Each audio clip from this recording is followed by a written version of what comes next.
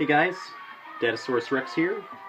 Raw, real, and uncut. And I am washing the dishes. That's right. That's right. And I'm thinking about a discussion that I had with my kids recently.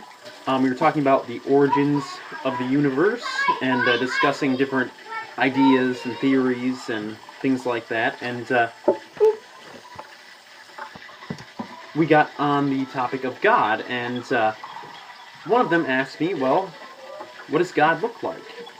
Which is a fascinating concept because if you think about it, what do you really mean when you say, what does God look like? Because when you say, what does something look like, you're talking about the sensation that your brain has when light bounces off of something and comes into your eye. And the way most people think about God, they would think of him or her or it as an entity that created the physical universe, that created everything.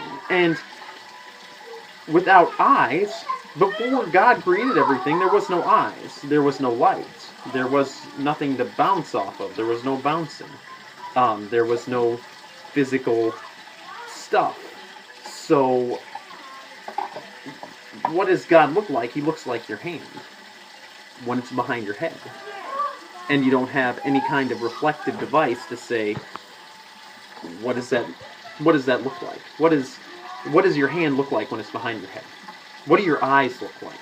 Look at your eyes without a mirror. Just what do your eyes look like? And that's what God looks like in the way that we would describe looking. In the way that we would think of looking when we say we're looking at something. And I suppose the same would be true for what does God sound like? What does God smell like? What does God taste like? Well, what does your nose smell like? It doesn't really smell like anything. You can't really smell your nose. Before everything was created, there wouldn't have been anything to smell, or anything to smell with, or without a perceiving brain and sense organs, there is no sensory experience. So, if God created everything, God would have created a sensory experience. And so before he created that, it wasn't. And that's what we were talking about.